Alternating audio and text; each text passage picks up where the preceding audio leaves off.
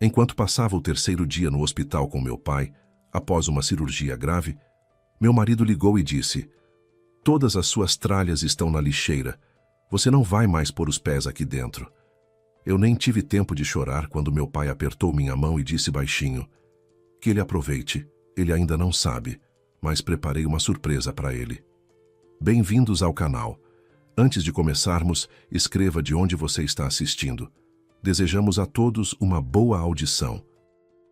Seu Victor comprou esse apartamento de 3 quartos no interior, quando ainda trabalhava como engenheiro-chefe numa empresa de construção. Era uma época assim. Uns perdiam tudo, outros conseguiam se agarrar a alguma coisa. Um conhecido do trabalho, Léo Figueiredo, estava indo embora para o exterior, partindo às pressas. A esposa já fazia as malas. A filha foi tirada da escola no meio do trimestre. Léo entrou no seu escritório, jogou um molho de chave sobre a mesa e disse: "Victor, apartamento de 3 quartos na avenida, 3º andar, janelas para o pátio. Leva pelo que você tiver. Daqui a 2 semanas, tem o avião." Seu Victor sacou de uma reserva escondida tudo o que havia juntado para comprar um carro novo. O modelo que sonhava havia 2 anos. A esposa, Dona Glória, quando soube, bateu as palmas com tanta força que quase derrubou a panela de feijão no fogão. "Victor, você enlouqueceu? A gente acabou de quitar o financiamento. Com o que vamos viver?" Ele ficou no vão da porta da cozinha, ainda com o macacão de trabalho cheirando a graxa, e falou com calma, do jeito que sempre falava quando já havia decidido. "Glória, isso é para a Marina. Quando crescer vai morar como gente, não em república, não em quartinho alugado. Você sabe como estão as coisas agora. Hoje tem apartamento, amanhã não tem. Mas o papel de propriedade é para sempre." Dona Glória reclamou por 3 dias, depois se conformou. Ela sabia se conformar, não de forma submissa, não como escrava, mas de um jeito sábio, feminino. Entendia que o marido tinha razão, mas precisava se desabafar para não ficar com uma pedra por dentro. Era assim entre eles. Ele tomava a decisão, ela resmungava. Depois, os dois viviam juntos com as consequências. E quase sempre, ele não errava. A família se mudou 1 mês depois, assim que Léo repassou os documentos e embarcou. O apartamento era bom. Pé direito alto, corredor amplo, assoalho de tábua corrida a espinha de peixe. Velho, rangendo, mas verdadeiro, de madeira nobre. Cozinha grande, com janela para uma mangueira que no verão cobria o parapeito de flores. No quarto maior havia uma estante de jacarandá com portas de entalhe que seu Victor trouxera do trabalho, descartada. Dona Glória arrumou nela as obras completas de Machado de Assis, livros de culinária e álbuns de fotografia. Marina, que então tinha 8 anos, se encantou com o quartinho com vista para a mangueira e logo pendurou na parede uma figura de golfinhos recortada de uma revista. Dona Glória suspirou, olhou os cômodos e disse: "Tudo bem, Victor, reconheço. Valeu a pena." Ele apenas fungou e foi pendurar o varão da cortina. Marina cresceu uma menina quieta e séria. Na escola ia bem, mas sem brilho. Não era das primeiras da turma, não era líder, mas era aquela aluna sólida e discreta que entrega tudo no prazo e nunca decepciona ninguém. Depois da escola, entrou para o curso de Ciências Contábeis, se formou sem tropeços e foi trabalhar como contadora. Dona Glória queria que a filha fosse médica ou pelo menos professora, mas Marina disse: "Mãe, eu gosto de números. Eles não mentem." Dona Glória olhou para o marido e ele deu de ombros. A quem será que ela saiu? Dona Glória morreu quando Marina tinha 26 anos. Câncer de pâncreas. Do diagnóstico ao fim, foram 4 meses. Seu Victor depois lembrava daqueles meses como um longo corredor sem janelas, pelo qual caminhava segurando a mão da esposa, sabendo que no fim havia uma parede.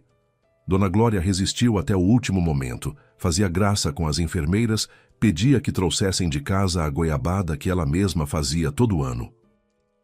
Marina ia ao hospital todo dia depois do trabalho, sentava ao lado da mãe, segurava-lhe a mão e ficava em silêncio.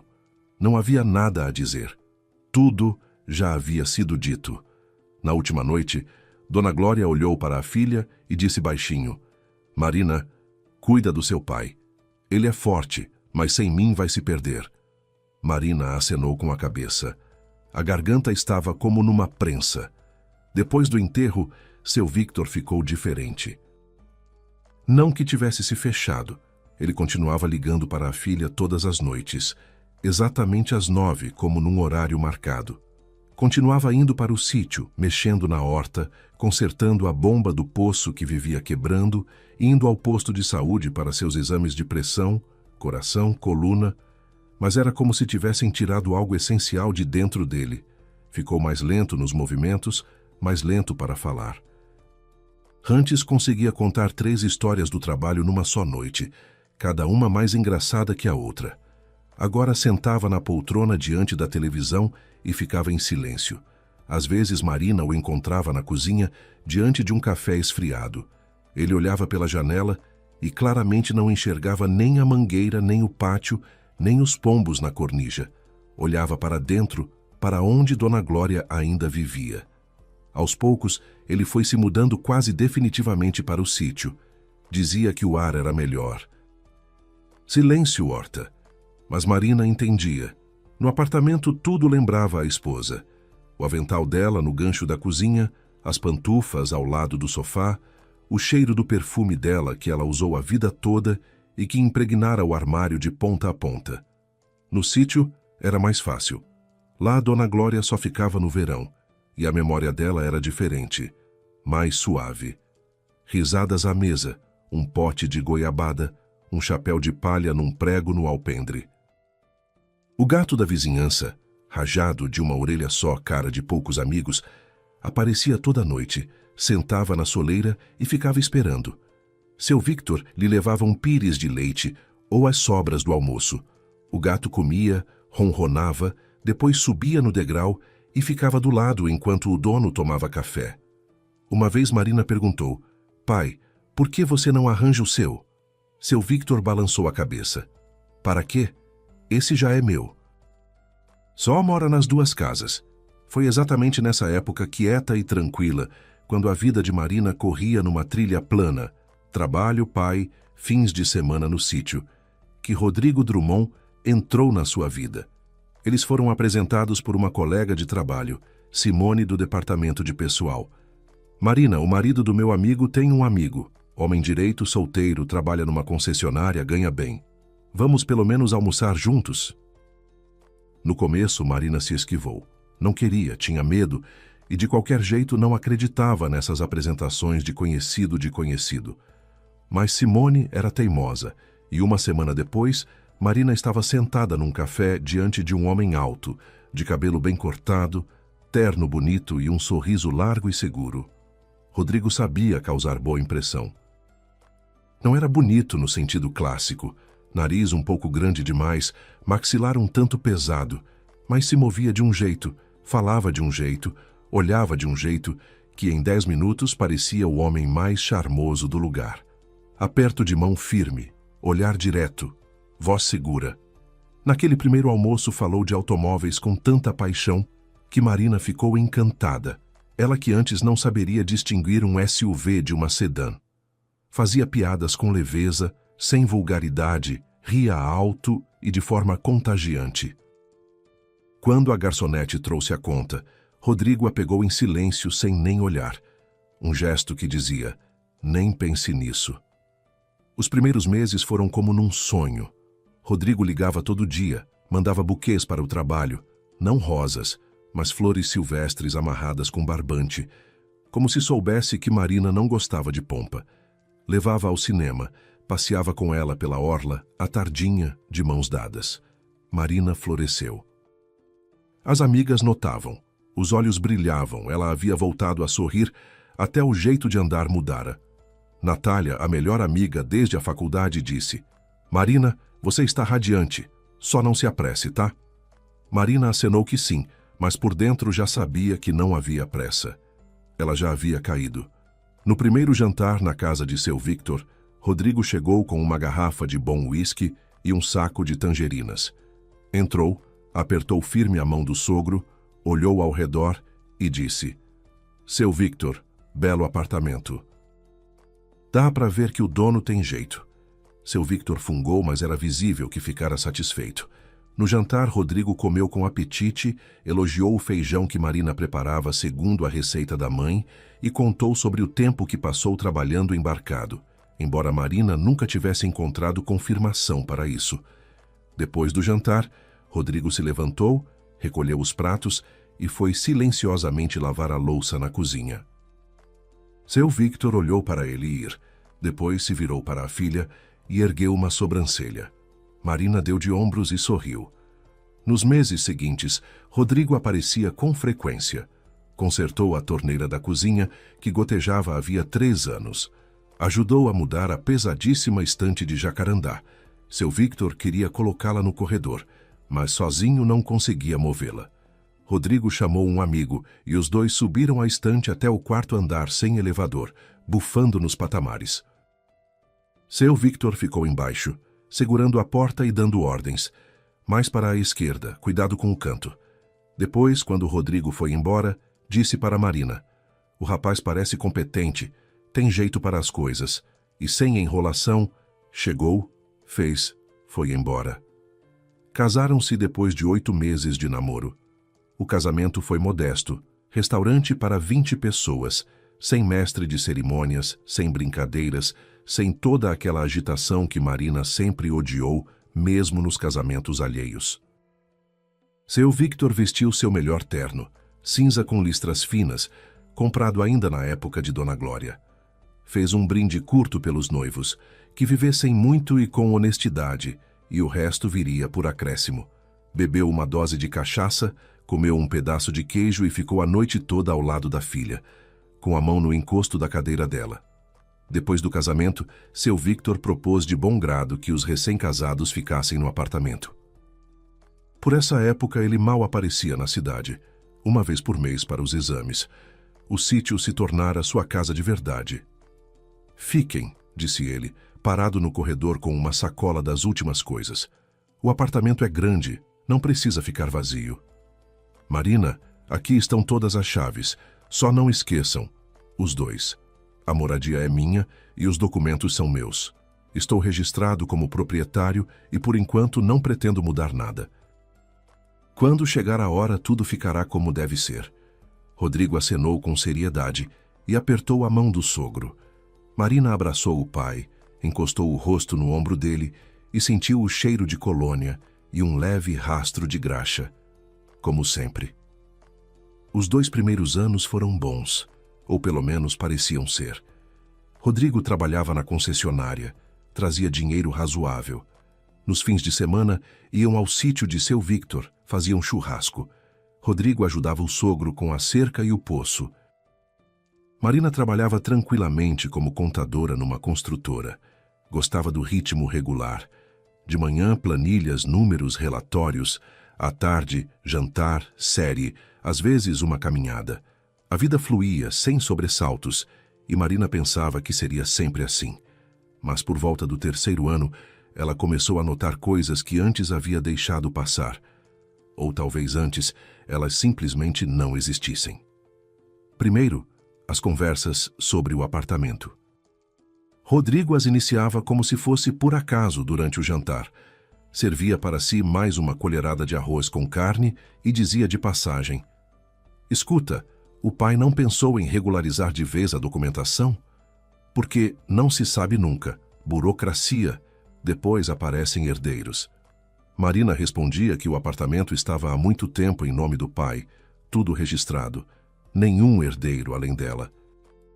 Rodrigo concordava, mastigava, mudava de assunto. Mas uma semana depois perguntava de novo, com outras palavras, mas sobre a mesma coisa. "E se Deus me livre acontecer alguma coisa com seu Victor? A herança precisa ser pensada com antecedência. As leis hoje em dia são tais que sem papel você não é ninguém." No início, Marina não ligava, depois começou a se irritar, e certa vez bateu a palma na mesa. "Rodrigo, chega! O pai está vivo e bem, para de enterrá-lo." Rodrigo levantou as mãos.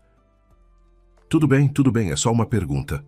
Mas os olhos não eram de arrependimento. Eram frios. Depois vieram as dívidas. Rodrigo saiu da concessionária, disse que estava cansado de trabalhar para os outros Queria ter seu próprio negócio. Abriu algum empreendimento com um amigo, Sérgio. Revenda de peças de carro ou conserto. Marina nunca entendeu direito, porque Rodrigo explicava diferente cada vez. O dinheiro começou a sair de casa mais rápido do que entrava. Primeiro as economias, depois o salário de Marina até o último centavo. Depois Rodrigo foi ao sítio ver o sogro sozinho, sem Marina, e voltou com dinheiro. Seu Victor emprestou, disse ele, sem olhar a esposa nos olhos. 150 mil para um mês. Vou devolver com juros. Não devolveu, nem em um mês, nem em 3, nem em 6. Seu Victor perguntou uma vez, ligou de noite, e Marina ouviu do quarto ao lado Rodrigo enrolando e murmurando algo sobre atrasos, sobre que logo viria o lucro. Depois o pai não perguntou mais, mas quando Marina ia ao sítio, ela via pelo rosto dele. Ele havia entendido tudo, apenas esperava. No quarto ano, Rodrigo passou a chegar tarde para casa. Não todo dia, 2, 3 vezes por semana, mas era suficiente. Abria a porta, jogava as chaves na prateleira do corredor, ia ao banheiro. Marina ficava na cama ouvindo o barulho da água. Às vezes, sentia o cheiro de um perfume estranho, adocicado, que não era o seu. Não sempre, mas com frequência suficiente para ela parar de se convencer de que havia sido imaginação. Encontrava nos bolsos do paletó dele recibos de restaurantes onde nunca haviam ido juntos, bar de sushi do outro lado da cidade, restaurante de vinhos com música ao vivo. Os valores eram consideráveis e Marina, contadora de profissão, não conseguia deixar de calcular. Aquilo era o seu salário de uma semana. Assim, numa só noite. Certa noite, Rodrigo esqueceu o celular na mesa da cozinha e foi tomar banho. A tela piscou com uma mensagem do contato Sérgio 100.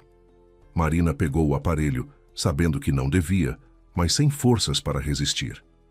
Meu amor, saudade. Amanhã passo depois das 7. Coloca o vestido vermelho. Marina pousou o celular. As mãos não tremiam, estavam como de madeira. Ela foi em silêncio para a cozinha, sentou num banco junto à janela, abraçou os joelhos e ficou por muito tempo olhando as luzes da avenida.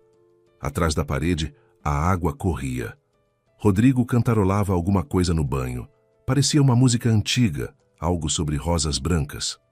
Naquela noite, Marina pensou pela primeira vez que seu casamento talvez já tivesse acabado há muito tempo, que ela não vivia com um marido, mas com um vizinho que precisava de domicílio registrado e perspectiva de herança. O pensamento era frio e límpido como uma manhã de inverno. Mas ir embora era assustador.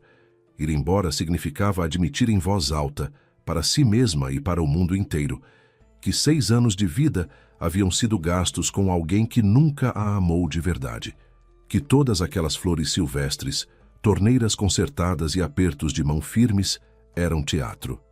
E Marina, a inteligente e sensata Marina, que a vida toda dissera que números não mentem, não havia enxergado a falsificação dentro de casa. Isso era insuportável, e ela se agarrava aos restos do familiar. Preparava jantares, lavava as camisas dele, ia com ele ao sítio do pai, onde Rodrigo continuava sorrindo e apertando a mão do sogro. Só que o sorriso agora era diferente. Não aquele primeiro que fazia o coração de Marina parar. Mecânico como o de um vendedor que sabe com certeza que você vai comprar de qualquer jeito.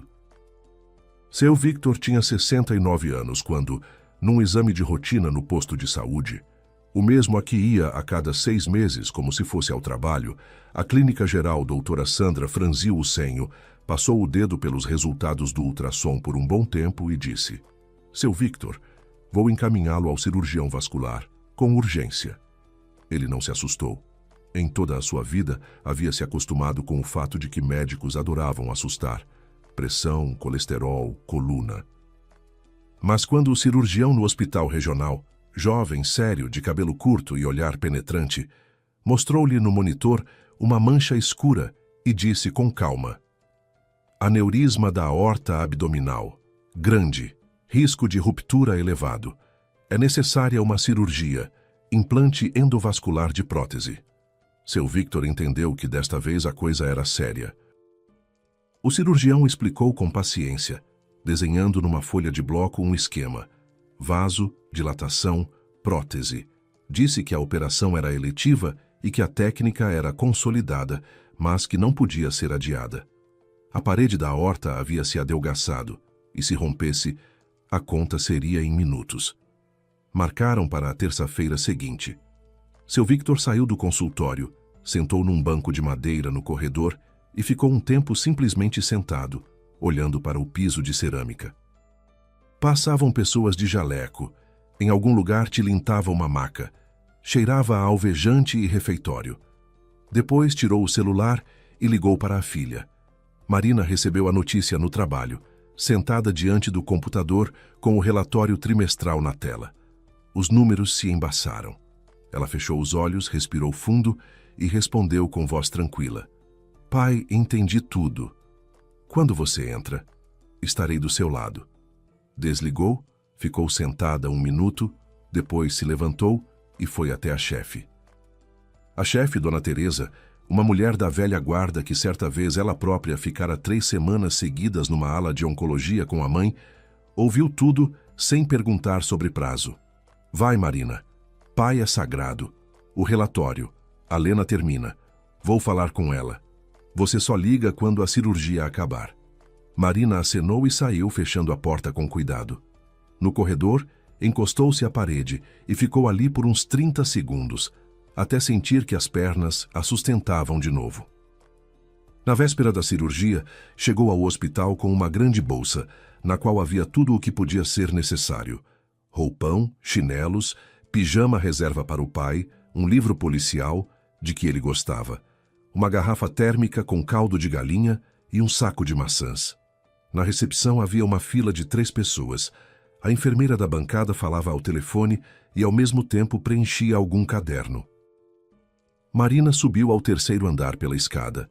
O elevador estava com defeito. Um papel na porta dizia: "Desculpem, em manutenção." O quarto era para 4 pessoas, mas estava ocupado só pela metade. Junto à janela estava deitado um homem idoso que dormia voltado para a parede. Na segunda cama, perto da porta, estava sentado seu Victor, de pijama hospitalar, com o lençol dobrado com cuidado, fazendo palavras cruzadas com um livro no colo e um lápis na mão. Na mesinha de cabeceira, havia um copo de chá esfriado com limão e um estojo gasto de óculos. "Pai, como você está?" Marina pousou a bolsa no chão e se sentou na beira da cama. Seu Victor levantou os olhos das palavras cruzadas e sorriu. O sorriso era o de sempre, tranquilo, mas Marina notou que os dedos que seguravam o lápis tremiam levemente. "Bem, amanhã me cortam, depois de amanhã estou como novo. Você trouxe o caldo?" "Aqui a comida é macarrão com almôndega, como em acampamento." Marina tirou a garrafa térmica, despejou o caldo na tampa-xícara e ele bebeu a goles pequenos, segurando a xícara com as 2 mãos. O vapor subia e o rosto do pai por trás dele parecia desfocado, como uma fotografia antiga. Ela se sentou ao lado, encostou a cabeça no ombro dele. Ficaram sentados em silêncio por uns 20 minutos. Lá fora escurecia, os postes se acendiam, e na parede do quarto apareceram longas faixas amarelas da luz da rua. O vizinho junto à janela se virou, suspirou no sono. No corredor, uma enfermeira chamava alguém para medir a pressão. Rodrigo não foi ao hospital. Marina esperava, não exatamente de propósito, mas em algum lugar no fundo restava uma pequeníssima esperança de que ele pelo menos aparecesse. Afinal, sogro. Afinal, cirurgia. Rodrigo ligou por volta das 9 da noite. Marina saiu para o corredor para não perturbar o vizinho e atendeu. "Então, como ele está? Tudo bem?" A voz era plana, sem interesse. Assim as pessoas perguntam sobre o tempo ou sobre a cotação do dólar, de passagem por um ouvido. Ao fundo, Marina ouviu o som de televisão e uma risada feminina. "Bem", disse ela seca. "Ótimo. Tá, estou ocupado. Ligo amanhã." Ele nem perguntou quando era a cirurgia. Marina desligou, ficou parada no corredor, olhando para a parede pintada de verde claro com tinta a óleo. Depois discou para Natália. A amiga atendeu no primeiro sinal como se estivesse esperando. "Natália, disse Marina, e a voz escorregou. Estou mal. E chorou por 1 hora. Natália ouvia, às vezes dizia, estou aqui, Marina. Estou aqui. Não era preciso mais nada. A cirurgia estava marcada para as 8 da manhã. À meia para as 7, pediram que Marina saísse do quarto. Vieram o anestesiologista e uma enfermeira para a preparação. Seu Victor estava deitado na maca, já com roupa cirúrgica e uma pulseira no pulso. Marina ficou na porta olhando para ele. Ele ergueu a mão, não acenou, apenas levantou a palma, como se dissesse: vai ficar tudo bem, não fique aí parada. Levaram a maca pelo corredor e Marina caminhou ao lado até as portas do bloco cirúrgico. Nas portas, uma enfermeira a deteve com gentileza. Aguarde aqui, por favor, ou embaixo, no saguão. Ligaremos. Marina desceu ao saguão, sentou numa cadeira de plástico encostada à parede, perto de uma máquina de café e chocolates. A máquina zumbia e piscava uma luz verde. Passavam pessoas, médicos de roupa azul, auxiliares com baldes, visitantes com sacolas. Marina ficou sentada olhando para as próprias mãos. As mãos estavam calmas. Ela própria se espantava. Por dentro, tudo estava comprimido num nó apertado, mas por fora parecia uma mulher comum que espera. Depois de 1 hora, comprou um café na máquina. Era amargo e aguado, mas bebeu todo. Depois de 2 horas, saiu para a rua, ficou na entrada, respirou. O dia estava cinza, nublado, cheirava a asfalto molhado. Depois de 3 horas, voltou ao saguão e sentou na mesma cadeira. O cirurgião saiu depois de 4 horas e 20 minutos. Jovem, de roupa azul, máscara abaixada no queixo, rosto cansado, mas tranquilo. Marina se levantou tão de repente que a cadeira deslizou para trás. Tudo dentro do esperado, disse o cirurgião. A prótese ficou bem posicionada. O fluxo sanguíneo foi restabelecido. 24 horas na UTI para observação, depois transferimos para o quarto. É um homem forte, vai se recuperar rápido. Marina abriu a boca para dizer obrigada, mas em vez de palavras saiu um soluço, e ela desabou a chorar bem no corredor, na frente do cirurgião, da enfermeira, de pessoas que não conhecia. Uma enfermeira mais velha, de rosto gentil e redondo, trouxe-lhe um copo d'água e um lenço de papel. Chore, filhinha, chore, são lágrimas boas. No segundo dia após a cirurgia, seu Victor foi transferido para o quarto. Estava fraco, falava baixo, se movia com cuidado, mas os olhos eram límpidos. Fazia graça com as enfermeiras. Meninas, vocês me alimentam tão bem que não vou querer ir embora daqui. Reclamava da televisão do quarto, que ficava presa nos programas de auditório. Marina, eles ficam gritando uns com os outros. A minha pressão sobe mais do que com o aneurisma. Comia o caldo da garrafa térmica que Marina trazia toda manhã. Pedia que ela lesse em voz alta o policial que ele havia começado antes de entrar no hospital. Marina quase não saía do lado dele. A enfermeira-chefe, mulher severa, mas justa, autorizou colocar uma cama dobrável no canto do quarto depois que Marina explicou que ia longe todo dia. Pai após cirurgia. Tudo bem, disse a enfermeira, ajeitando os óculos, mas silêncio, e a luz depois das 10 apaga. Marina dormia aos trancos. Ora o pai chamava água, ora o vizinho de quarto, um jovem após apendicite, gemia no sono, ora no corredor uma maca estrondava. Mas era mais tranquilo ali, do lado dele, do que em casa, onde o apartamento vazio e o perfume alheio no corredor. Na terceira noite após a cirurgia, perto das 7, Rodrigo apareceu inesperadamente no quarto. Marina ficou surpresa. Em todo aquele tempo ele não havia aparecido uma vez sequer. Só ligava por 1 minuto.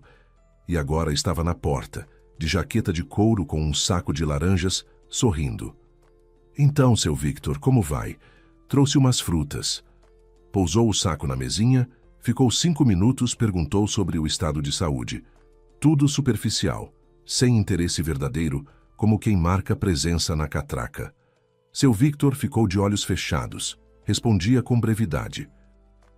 Rodrigo ficou parado, disse, fica à vontade, descanse, e saiu. Marina ouviu os passos dele se afastarem pelo corredor. Passaram uns 40 minutos. As garrafinhas d'água da bolsa haviam acabado durante o dia e ela estava com sede. Marina saiu para o corredor comprar água na máquina.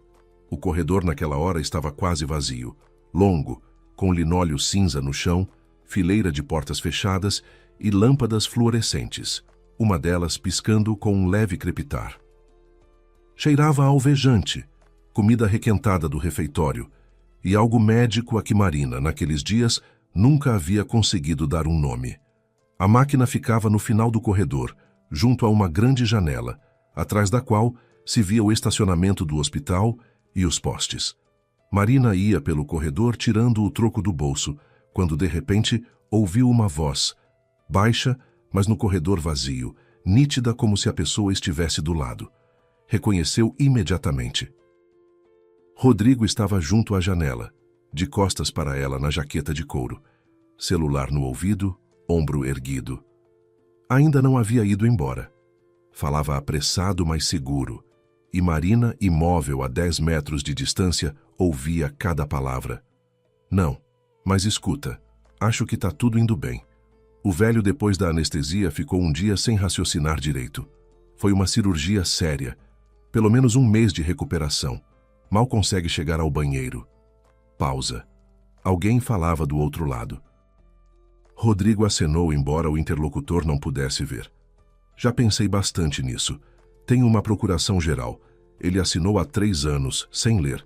Se enquanto ele estiver aqui eu conseguir passar o apartamento pelo corretor, ele talvez nem saiba até a transação fechar. Nova pausa. Não, a Marina não sabe de nada. Ela agora só pensa no paizinho. Não tem cabeça para mais nada. Até saiu do trabalho. Ele deu uma risadinha. Marina estava parada com a garrafa de plástico na mão. Já havia puxado da máquina, mas não lembrava de ter pagado nem de ter apertado o botão. Os dedos apertavam a garrafa de um jeito que o plástico rangeu. O corretor é meu conhecido. A gente já conversou no ano passado. Ele disse que apartamento de 3 quartos na avenida, com reforma razoável, pode chegar a uns 800 mil ou mais, dependendo de como for negociado. Acho que vale tentar rápido enquanto o velho está no hospital. A voz baixou, mas não o suficiente. Escuta, Cristiane, se eu conseguir resolver isso, o divórcio formalizo logo depois. Não temos filhos, nada para dividir. O apartamento é do sogro. Formalmente, não entra na partilha. Mas se eu conseguir transferir para mim pela procuração antes do divórcio, aí muda tudo. Marina ficou parada no corredor sem conseguir se mover. As pernas haviam ficado moles e pesadas, como se ela tivesse afundado no chão até os tornozelos. Na garganta havia um nó, não de choro, mas de outra coisa, dura, como se tivesse engolido uma pedra. Rodrigo continuava falando sobre prazos, documentos, sobre como Cristiane já havia encontrado um apartamento num condomínio novo, um de 2 quartos, reformado. Ali perto tem parque e metrô que vão inaugurar em breve. Falava de forma rotineira e objetiva, como quem discute a compra de um carro ou uma viagem. Sem a menor sombra de dúvida, sem um segundo de desconforto. Marina, devagar, procurando não ranger a sola no linóleo, se virou e voltou. A lâmpada piscando crepitava sobre sua cabeça. A garrafa d'água tremia na mão e a água baloiçava dentro com um leve gorgolejo. Chegou ao quarto, abriu a porta com cuidado e se sentou na cama dobrável. O rapaz, após apendicite, dormia voltado para a parede, com música saindo baixinho dos fones. Seu Victor ficava de olhos fechados. Marina pensou que ele dormia e ficou simplesmente sentada, olhando fixo para a parede de frente, na qual havia um cartaz sobre higiene das mãos. Os pensamentos não se formavam em palavras. Por dentro havia um vazio e silêncio, como numa casa abandonada. Marina. A voz do pai baixa, mas clara. Ela se sobressaltou. Ele a olhava, e nos seus olhos não havia a névoa sonolenta, apenas a tensão. O que aconteceu? Ela quis mentir. Dizer, nada, pai, tudo bem, é só o cansaço. 3 dias quase sem dormir, por isso o rosto está assim. Mas olhou para ele, para esse homem que tantos anos atrás havia dado todo o dinheiro por um apartamento para ela, que depois da morte da esposa não tinha se quebrado, apenas ficado mais quieto, que estava deitado após uma cirurgia grave e era o primeiro a notar que a filha estava mal e não conseguiu. As lágrimas vieram sozinhas, em silêncio, descendo pelas bochechas até o queixo, e ela contou tudo. Sobre o perfume, sobre os recibos dos restaurantes, sobre a troca de mensagens, saudade, sobre o que acabara de ouvir no corredor, sobre a procuração, sobre Cristiane, sobre o valor do apartamento, sobre o de 2 quartos no novo condomínio com parque. Seu Vítor ouvia em silêncio. O rosto não mudou, não ficou vermelho, não cerrou os punhos, não praguejou. Simplesmente ficou deitado no travesseiro, olhando para o teto, e apenas os músculos do maxilar trabalhavam devagar, como mós. Quando Marina terminou e enxugou o rosto com a manga do roupão hospitalar, ele virou a cabeça para ela e disse com calma: "Não estou surpreso." Marina ficou imóvel. "Como assim não surpreso?" "Marina, sou um velho engenheiro. 30 anos detectei defeitos na empresa. Acha que não vejo quando uma peça tem uma trinca?" Ele me deu essa procuração para assinar há 3 anos. Na época, assinei porque confiava nele. Mas depois fui pensar, por que ele precisaria de uma procuração do meu apartamento? Para pagar o condomínio? Para isso não precisa de procuração. E quando não devolveu os 150 mil e nem sequer baixou os olhos, eu entendi tudo. Só fiquei esperando. E esperou. Seu Victor falava com equanimidade, sem tremor, sem angústia. Assim falava no trabalho quando descobria defeito num lote de peças. Não gritava, não gesticulava, apenas constatava o fato e imediatamente passava para a solução. "Pai." Marina o olhava e as lágrimas voltavam a subir. "E agora?" "Agora tenho um plano. Amanhã cedo você vai me ajudar." Ele estendeu a mão, seca, com veias salientes, mas firme, e apertou a dela. Marina apertou de volta. A mão do pai estava quente, e a força do aperto era tal que Marina pensou de repente: este homem acabou de passar por uma cirurgia na aorta, e o aperto dele é mais forte do que o de Rodrigo jamais foi. Não fisicamente, de outro jeito. "Não tenha medo, Marina", disse seu Victor e fechou os olhos. "Não tenha medo. Já resolvi tudo. Dorme, amanhã tem que acordar cedo." Marina se deitou na cama dobrável, puxou para si o fino cobertor do hospital e ficou por muito tempo na escuridão, ouvindo a respiração do pai, o tic-tac do relógio na parede, o barulho da cidade noturna pela janela. Não dormia, mas pela primeira vez em 3 dias, não, pela primeira vez em vários anos, surgiu por dentro algo que se assemelhava a um apoio. Não ainda esperança, não ainda certeza, apenas a sensação de que havia ali do lado uma pessoa que sabia o que fazer. Seu Victor acordou antes do horário da visita matinal da enfermeira. Ficou de olhos abertos, olhando para o teto, pensando. Ele fazia isso a vida toda antes de um dia importante no trabalho. Às vezes acordava ainda no escuro, ficava no silêncio e mentalmente passava em revista o dia que viria, como um engenheiro passa em revista um desenho técnico. Aqui esse nó, aqui essa tolerância, aqui pode haver uma falha. Quando Marina se mexeu na cama dobrável, ele já havia decidido tudo. "Marina", chamou ele baixinho, "chega aqui." Ela se sentou ao lado, ainda sonolenta, com a bochecha amassada e os olhos vermelhos. Seu Victor falava de forma breve e clara, como se ditasse uma especificação técnica. "Liga para o Dr. Arnaldo. O número está no meu celular, na agenda, na letra L. Lemos." Diz que Victor Souza pede que ele venha ao hospital antes do meio-dia com os documentos do apartamento e com a assistente. Vai precisar de notebook e impressora. Ele vai entender. "Pai, quem é esse?" "Tabelião, velho conhecido. Foi ele quem me registrou esse apartamento há 30 anos quando o Léo Figueiredo foi embora. O Arnaldo é homem confiável e rápido." Marina achou o número, saiu para o corredor e ligou. Atendeu uma voz masculina, tranquila, levemente rouca. "Dr. Arnaldo, bom dia." "Sou Marina, filha de Victor Souza. Meu pai pediu que o senhor venha ao hospital." O tabelião não fez nenhuma pergunta desnecessária, confirmou o endereço, o número do quarto, perguntou se havia algo que devesse trazer. Depois disse: "Diga a Victor Souza, chego antes do meio-dia, resolvemos tudo." E desligou. A conversa inteira durou 1 minuto e meio. Enquanto esperavam o tabelião, seu Victor pediu que Marina o ajudasse a fazer a barba. Ela trouxe da bolsa o aparelho de barbear e a espuma. Passou no rosto dele com cuidado, sem tocar no catéter no braço, e ele se barbeou sozinho, olhando para um espelhinho que Marina segurava na frente. Depois se trocou, vestindo o pijama limpo, azul, de algodão, que ela trouxera de casa. Sentou na cama, ajeitou o travesseiro atrás das costas e disse: "Assim, o tabelião precisa ver que estou bem. Não um velho doente, mas um homem que sabe o que está fazendo." Pouco antes do meio-dia, Marina interceptou no corredor o médico responsável, o mesmo jovem cirurgião que havia operado. Explicou a situação. O pai queria assinar documentos. Era necessário um atestado de capacidade civil.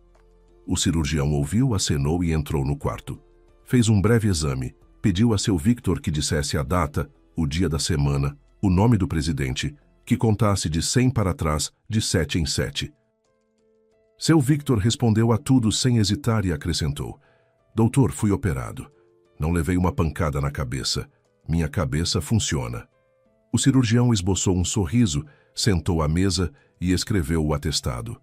O paciente Victor Souza encontra-se em plena consciência, orientado no tempo e no espaço, capaz de compreender o significado de seus atos e de governar suas ações.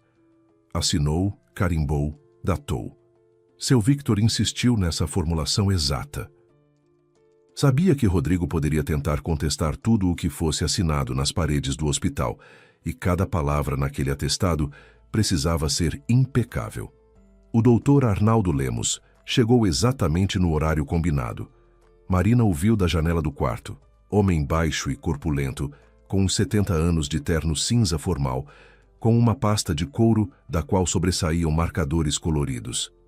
Atravessou o pátio do hospital em passo tranquilo, mas firme, a passada de quem não se surpreende com nada. Ao lado vinha uma mulher de uns 40 anos, a assistente, de blazer escuro, com um notebook na bolsa a tiracolo. Subiram ao quarto. O doutor Arnaldo entrou, olhou ao redor, tirou o casaco, pendurou no encosto da cadeira e se aproximou da cama. Apertou a mão de seu Victor com as 2 mãos firme, como a um velho camarada.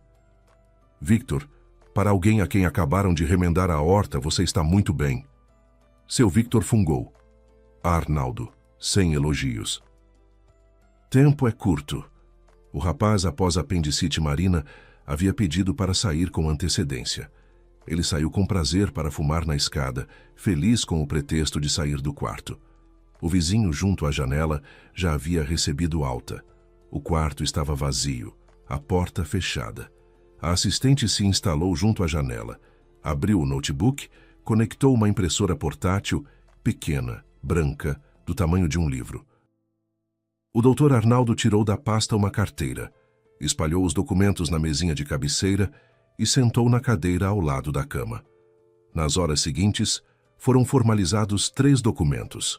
O primeiro, escritura de doação do apartamento. Victor Souza transferia gratuitamente à sua filha Marina a propriedade plena e incondicional do apartamento de 3 quartos, sem quaisquer ônus. O doutor Arnaldo leu o texto em voz alta, devagar, parando após cada parágrafo para que o doador confirmasse o entendimento. A assistente digitava no notebook. A impressora emitia um zumbido suave imprimindo as páginas. O segundo documento, revogação de todas as procurações anteriores. 3 anos atrás, Rodrigo havia convencido o sogro a assinar uma procuração geral para a administração do apartamento. Marina lembrava daquela noite. Estavam no sítio. Rodrigo assava carne na churrasqueira e, entre uma espetada e outra, disse como se fosse de passagem: "Seu Victor, e se eu fizer uma procuração para mim, para cuidar do condomínio, das reformas? O senhor mesmo não vai querer ficar em fila, e eu fico na cidade mesmo." O sogro concordou, assinou sem ler porque confiava no genro. Agora essa procuração estava anulada. O Dr. Arnaldo redigiu o documento de modo que a revogação abrangesse todas as procurações, em qualquer data, outorgadas em nome de Rodrigo Drummond, incluindo as que seu Victor pudesse não lembrar. O terceiro documento, declaração notarial para a administradora do condomínio. Nela constava que Rodrigo Drummond não era proprietário do imóvel, não estava registrado no endereço e não tinha direito de permanecer nele sem anuência escrita do novo proprietário. A declaração foi feita em 3 vias, para a administradora, para a Marina e para o arquivo do tabelião. A assistente do Dr. Arnaldo imprimiu tudo de forma cuidadosa e silenciosa, organizou nas pastas, preparou as folhas para a assinatura. Seu Victor assinou cada documento com letra regular e firme, sem tremor, sem borrão. Marina assinou onde era necessário. O Dr. Arnaldo autenticou com carimbo, lançou as datas, fez os registros no livro. A assistente filmou o processo, com permissão de seu Victor por insistência dele próprio. Filmem, disse ele, depois que qualquer tribunal assista. Estou aqui, estão os documentos, o médico atestou que estou em pleno juízo, que tentem contestar. Quando tudo estava concluído, o Dr. Arnaldo recolheu os documentos na pasta, fechou o fecho e olhou para seu Victor por cima dos óculos. Victor, disse ele, você sempre fez tudo na hora certa, e agora não se atrasou. A escritura entra em vigor a partir do registro.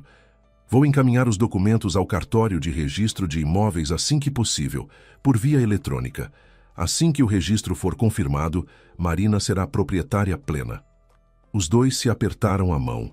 O Dr. Arnaldo vestiu o casaco. A assistente guardou o notebook e a impressora e os dois saíram, em silêncio, de forma objetiva, como haviam chegado. Marina os acompanhou até o elevador. O tabelião parou na porta, se virou e disse-lhe em voz baixa: Marina, seu pai é um homem inteligente. Cuide bem dele. As portas do elevador se fecharam. Marina voltou ao quarto. Seu Victor recostou-se no travesseiro e fechou os olhos. No rosto não havia nem triunfo nem alívio, apenas cansaço. A cirurgia cobrava seu preço e as horas com o tabelião haviam custado mais forças do que ele demonstrava. Marina lhe serviu água. Ele bebeu a pequenos goles e disse sem abrir os olhos: guarda a pasta na bolsa lá no fundo, embaixo do roupão. E não conta a ninguém, por enquanto. Marina ficou junto à janela, abraçando a pasta com os documentos. Lá fora chovia, chuva miúda de outono. Escorria pelo vidro em trilhas tortas e os postes do pátio se desfaziam em manchas amarelas. Os dedos que apertavam a pasta tremiam, não de medo, mas de uma sensação estranha e incomum que ela não conseguiu nomear imediatamente. Depois entendeu. Era firmeza. Pela primeira vez em vários anos, o chão sob seus pés havia parado de balançar. Rodrigo ligou à tarde. Marina estava sentada ao lado do pai e lia em voz alta o policial. O investigador interrogava um suspeito, e seu Victor ouvia de olhos fechados, fungindo nos momentos mais certeiros. O celular tocou de repente, e na tela apareceu Rodrigo. Marina olhou para o pai. Ele acenou levemente, sem abrir os olhos. Ela atendeu. A voz do marido era seca e objetiva, do jeito com que falava com clientes na concessionária, quando queria mostrar que ali quem mandava era ele. Olha, Marina, pensei aqui e decidi que a gente precisa acabar de vez com isso. Peguei todas as suas coisas, roupas, livros, tralhas, estão em caixas no portão. Pode pegar quando quiser, mas não entra no apartamento. Troquei as fechaduras. As chaves velhas pode jogar fora. Marina ficou em silêncio. O coração batia regular e forte, não de horror, não de dor, de uma raiva fria e clara que subia de algum lugar no estômago e enchia o peito. Rodrigo, você está falando sério? Completamente. Já falei com um advogado. Como o apartamento não é meu nem seu, mas do seu pai, acredito que tenho o direito de decidir quem nele mora, enquanto o dono está incapacitado. Tenho uma procuração, caso você tenha esquecido. Geral, autenticada. Se for assim, estou no meu direito. Ele falava com segurança, até com prazer, como alguém que ensaiou um discurso por muito tempo e, finalmente, o pronuncia diante do público. Marina ouvia na voz dele não raiva, não irritação, mas antecipação. Ele estava saboreando o momento. Achava que havia vencido. Rodrigo, disse Marina com uma voz tranquila que ela própria não esperava de si mesma. Você sabe o que está fazendo? Sei, melhor do que você. Pronto, a conversa acabou. Pega as coisas até amanhã, senão os varredores jogam fora. E não pense em armar barraco. Vou gravar tudo. Ele desligou. Bips curtos. Marina baixou o celular e olhou para o pai. Seu Victor ficava de olhos fechados, mas pelo rosto se via que ouvira tudo. O canto da boca fremiu levemente. Não era um sorriso, era a sombra de algo que poderia ter virado sorriso. Pai. Ele abriu os olhos, estendeu a mão e apertou a dela. A mão estava quente e firme. Nada que lembrasse a mão de alguém que 3 dias atrás estivera numa mesa de cirurgia. Não tenha medo, Marina, que ele aproveite. Ele ainda não sabe o que eu fiz esta manhã. Marina olhou para a bolsa no canto do quarto, no fundo da qual, embaixo do roupão e das chinelas, estava a pasta com os documentos. Os cantos dos seus lábios fremiram. Pela primeira vez naquele dia sem fim, ela sorriu. Na manhã seguinte, Marina chegou à casa não sozinha. O táxi parou em frente ao portão.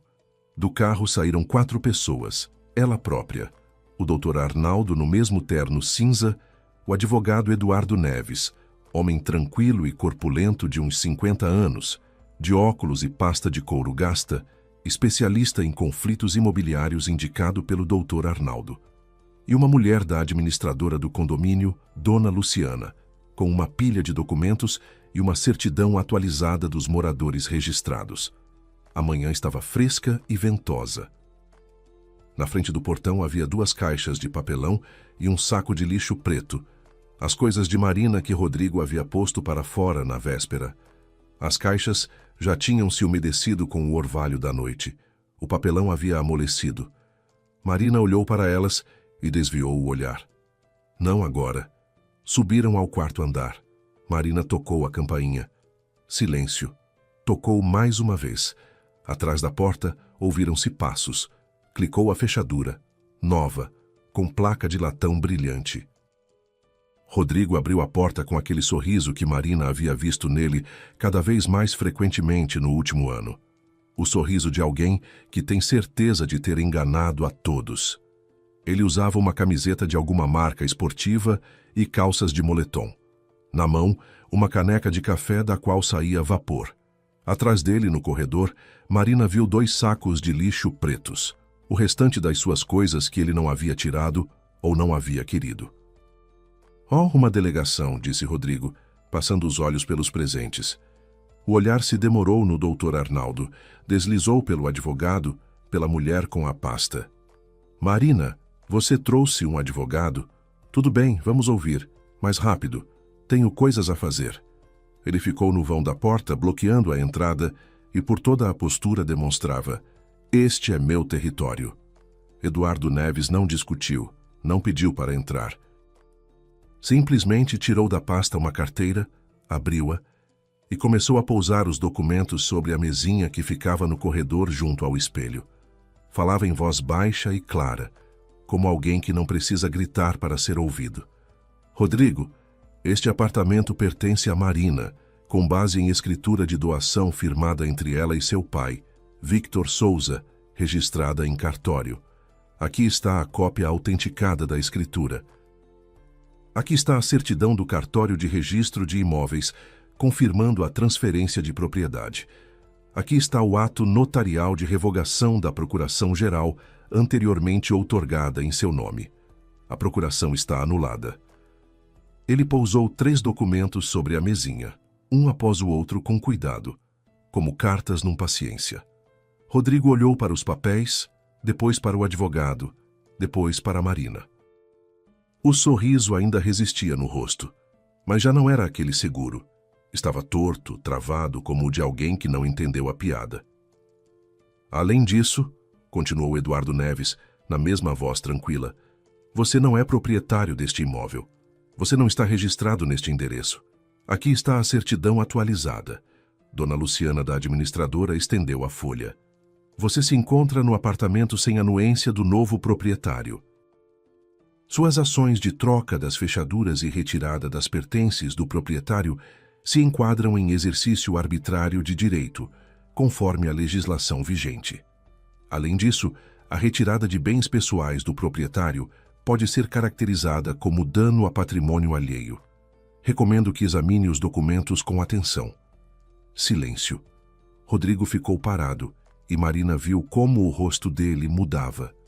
Devagar, como muda o céu antes de uma tempestade.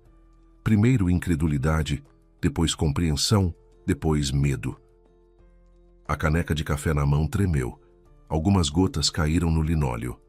Espera, disse ele, e a voz rasgou. Que doação? Ele está no hospital. Depois de uma cirurgia. Não podia assinar nada. Há 3 dias cortaram a aorta dele. O Dr. Arnaldo, que até então ficara um pouco afastado em silêncio, ajeitou os óculos e deu um passo à frente. Podia. Eu mesmo autentiquei o ato. Há um atestado do médico cirurgião responsável pela operação, declarando a plena capacidade civil do paciente no momento da assinatura. Há uma gravação em vídeo de todo o procedimento, do início ao fim, sem cortes, com marcas de tempo. Há minhas assinaturas, as da minha assistente e os carimbos, tudo lavrado em plena conformidade com a legislação vigente.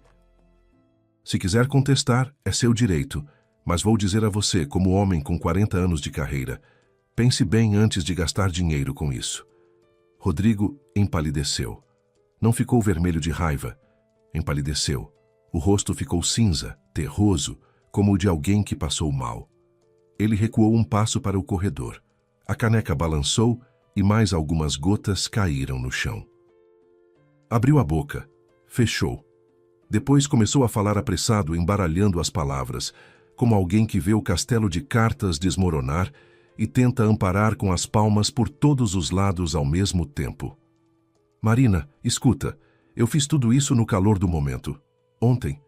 Tudo bem, me exaltei. As fechaduras, devolvo as chaves. Agora mesmo, aqui, pega. As coisas estão tudo no lugar. Não joguei nada fora. Palavra de honra. Estão nos sacos ali. Vamos conversar com calma, sem advogado, sem tudo isso. Ele estendeu a mão para Marina, com aquele mesmo gesto com que antes lhe tendia flores. Marina olhou para aquela mão, depois ergueu os olhos e olhou para o rosto dele, por uns 5 segundos. Depois disse, Rodrigo, um abraço para a Cristiane. Marina pronunciou as palavras com calma, quase de forma corriqueira, como quem pede para mandar lembrança a uma conhecida. Mas Rodrigo recolheu a mão como se tivesse se queimado. Ficou parado no vão da porta do apartamento alheio, com a caneca de café frio, e pela primeira vez em 6 anos não sabia o que dizer. Boca entreaberta, olhos circulando do advogado ao tabelião, do tabelião à Marina, de Marina para os documentos na mesinha. Na parede do vizinho ao lado, a televisão estava ligada com a previsão do tempo. Uma voz feminina prometia chuva até o fim da semana. Eduardo Neves explicou com firmeza, mas sem agressividade, que Rodrigo deveria recolher seus pertences pessoais e deixar o imóvel, que tinha o direito de levar apenas o que era de sua propriedade, roupas, documentos, objetos pessoais, que móveis, eletrodomésticos e tudo o que estava no apartamento antes de sua chegada permaneceriam, que qualquer tentativa de obstruir o acesso da proprietária, danificar bens ou causar escândalo, seria registrada e entregue às autoridades competentes. Dona Luciana ficou ao lado com o bloco de notas e a caneta, pronta para lavrar um auto. Rodrigo levou 2 horas para se arrumar. Marina esperou na cozinha com Eduardo Neves. Ela pôs a chaleira no fogo, achou no armário um maço de chá, ainda o dela, não de Rodrigo, serviu 2 xícaras. Tomava a goles pequenos olhando pela janela para a avenida. As árvores embaixo estavam com o dourado do outono. Na calçada, uma mulher conduzia pelo braço uma criança de jaqueta vermelha. Um dia comum, uma vida comum pela janela. Do quarto vinham ruídos, gavetas sendo abertas com estrépito, portas de armário batendo, bater surdo de malas no chão. Rodrigo xingava em voz baixa. Marina ouvia, mas não entendia as palavras, e não se importava. Uma vez ele saiu do quarto e tentou começar uma conversa. Parou na porta da cozinha, olhou para Marina, ora com mágoa, ora com cálculo, tentando determinar se havia alguma brecha. Marina, talvez, mas Eduardo Neves se colocou entre eles com tranquilidade, sem movimentos bruscos. Apenas se pôs ao lado e disse baixinho: Rodrigo, por favor, continue a arrumar suas coisas. Rodrigo ficou parado um segundo, se virou e foi embora. No início da tarde, ele saiu do apartamento com 2 bolsas esportivas e uma mochila. As bolsas estavam cheias de qualquer jeito. De uma saltava a manga de um paletó, da outra o carregador de notebook. A mochila ele carregava na mão, não nas costas, como se o peso não fosse nas coisas, mas em algum lugar por dentro. Na soleira ele se virou, olhou para Marina. No olhar não havia arrependimento. Ela procurou e não encontrou. Havia raiva, desorientação e algo mais. Uma mágoa infantil e absurda. A mágoa de alguém a quem disseram não pela primeira vez na vida. Ele quis dizer algo. Os lábios se moveram, mas desistiu. Ou não encontrou as palavras. Se virou e foi em direção à escada. Os passos ecoavam no prédio, ficando mais fracos a cada lance. A porta se fechou. Marina girou a fechadura uma volta. Depois, tirou o celular e ligou para um chaveiro. O número havia dado Dona Luciana. O chaveiro chegou em meia hora, um homenzinho baixo, com uma caixa de ferramentas e cheiro de cigarro. Trocou a fechadura em 20 minutos, entregou 3 chaves novas. Aqui, dona. Fechadura resistente, importada. Sem a chave, ninguém abre.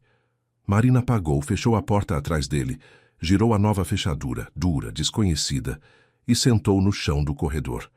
Encostada à parede, pernas esticadas, mãos nos joelhos, e chorou, em silêncio, sem soluços. As lágrimas apenas escorriam e escorriam, e ela não as enxugava.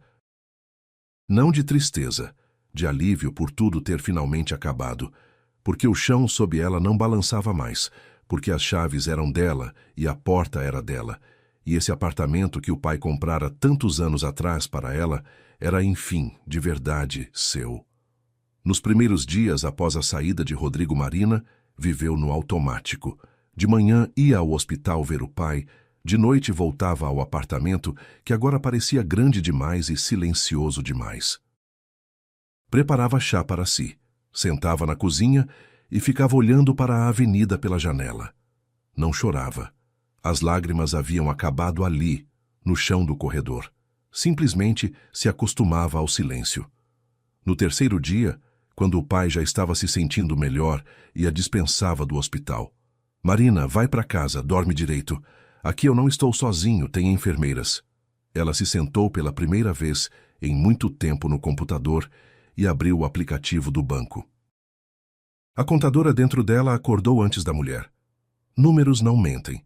Isso ela sabia desde a faculdade, e os números contaram tudo o que ela ainda não sabia. Nos últimos meses, haviam saído da conta conjunta uma quantia considerável. As transferências iam em porções ordenadas para o cartão de certa Cristiane Andrade Maltes. Cada transferência estava anotada da mesma forma: devolução de dívida. Marina perliscou a história 2 vezes, depois 3. Não conhecia nenhuma Cristiane Maltes. Nenhuma dívida havia. Ela fez capturas de tela de todas as transações, salvou numa pasta separada e, nos dias seguintes, enviou para o advogado Eduardo Neves. Cristiane tinha 27 anos, trabalhava como recepcionista num clube de fitness e alugava um quarto na periferia. Rodrigo prometera a ela o apartamento na avenida, o divórcio, uma vida nova. Quando ficou claro que não haveria apartamento, Cristiane desapareceu em poucos dias, bloqueou Rodrigo em tudo, trocou o número. Algum tempo depois, segundo rumores, já namorava o dono de um lava-jato. Rodrigo ligava para ela por números desconhecidos, mandava mensagens nas redes sociais, sem resposta. O futuro bonito que ele havia desenhado para si no corredor do hospital revelou-se uma bolha de sabão. Marina deu entrada no pedido de divórcio. O processo seguiu seu curso. Sem filhos, sem bens a partilhar, o caminho foi mais direto do que tortuoso. A única disputa relevante foi por causa do dinheiro transferido para Cristiane. Ao fim, o juiz condenou Rodrigo a devolver a maior parte do valor. Rodrigo ainda tentou contestar a escritura de doação, entrou com uma ação alegando que o sogro, após a cirurgia, não estaria em condições de assinar nada. A juíza, mulher de meia-idade com olhar cansado, examinou o atestado médico, a gravação em vídeo e os depoimentos do tabelião. Indeferiu o pedido. No corredor do tribunal, Rodrigo tentou se aproximar de Marina. Ela passou por ele como por um lugar vazio. Rodrigo foi morar com a mãe num apartamento de um quarto na periferia e foi trabalhar num lava-jato. O negócio com o amigo havia desmoronado havia tempo. O amigo o processou por dívida não quitada. O financiamento no banco pendia. O homem que poucos meses antes calculava como gastar uma fortuna, agora contava o troco para o almoço. Seu Victor recebeu alta alguns dias depois. Marina o buscou de carro. Ele se sentou no banco da frente, pôs o cinto e disse: "Primeiro na sua casa." Subiram ao quarto andar. O apartamento estava limpo. Marina havia varrido no dia anterior, jogado fora tudo o que lembrava Rodrigo, posto sobre a mesa da cozinha flores amarelas. Seu Victor andou pelos cômodos, deu uma olhada na cozinha, ficou parado junto à janela. "Bom", disse ele. "Agora sim, ficou bom." Ficou uma semana. Cozinhavam juntos. Ele cortava legumes, ela fazia sopa como antigamente com Dona Glória. Assistiam a filmes antigos, conversavam. Certa noite, ao café, seu Victor ficou um momento em silêncio, girou a colher na xícara e disse: "Sabe, Marina, pior do que uma doença, às vezes, é só um traidor do lado. A doença pelo menos é honesta, avisa que chegou, mas o traidor sorri e espera." Marina acenou. Ela já não chorava quando pensava em Rodrigo, não sentia mais raiva. Simplesmente nada, como se tivessem extirpado algo doloroso e a ferida já havia cicatrizado. Alguns meses depois, ela recuperou o sobrenome de solteira e se inscreveu num curso de auditoria financeira. A amiga Natália a apresentou a um colega, um homem inquieto chamado André, que projetava sistemas de ventilação e cultivava tomates na sacada. No primeiro encontro, ele passou meia hora falando sobre variedades de tomate com tanto entusiasmo que Marina riu pela primeira vez em muito tempo, de verdade, de coração, jogando a cabeça para trás. Seu Victor voltou ao sítio, plantou 2 novas laranjeiras, consertou a cerca, começou a caminhar pela manhã. Ordens do médico. O gato rajado continuava aparecendo para jantar todos os dias. Marina vinha todo fim de semana. Às vezes trazia André, que com prazer mexia nos canteiros e discutia com seu Victor sobre quando era melhor podar a bananeira. Seu Victor resmungava, mas era visível que gostava. Certa noite de outono, ele estava sentado na varanda numa velha cadeira de madeira, enrolado num xadrez de lã. O café na caneca esfriava no corrimão. Marina estava no pátio, estendendo roupa. Os lençóis estalavam ao vento, e ela os segurava, rindo de algo que André dissera do outro lado da cerca. O sol estava se pondo, e as folhas nas jovens laranjeiras eram ruivas, quase cor de cobre.